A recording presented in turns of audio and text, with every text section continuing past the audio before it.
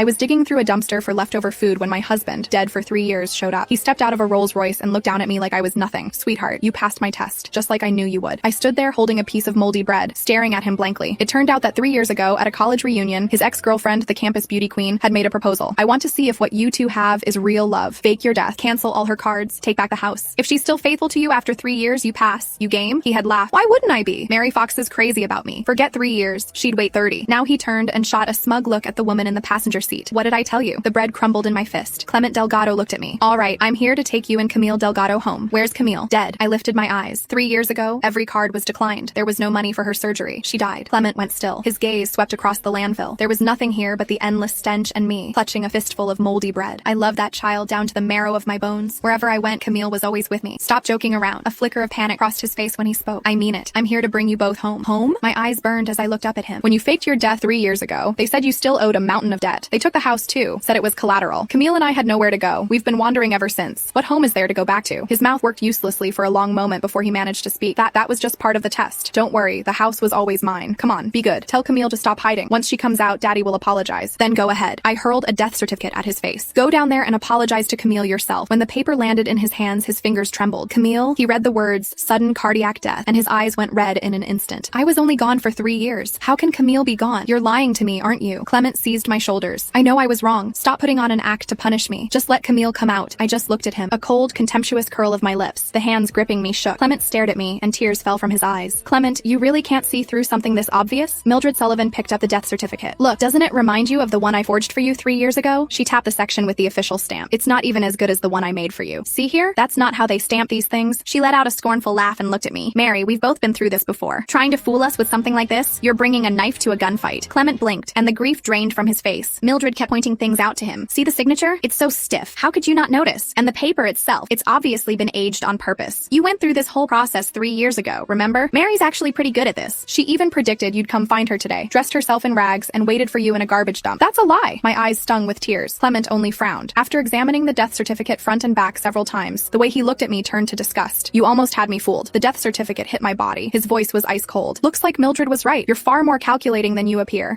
By the end of today, bring Camille home. She's only 6. She doesn't need to learn bad habits from a mother like you. He turned to leave. I scrambled to my feet, desperate to stop him, but Mildred stepped between us. Mary, her voice dropped to a whisper, only the two of us could hear. I know Camille's been dead for a long time. I stared at her in disbelief. Want to know why Clement doesn't? She laughed softly. Because I made sure every piece of news about Camille never reached him.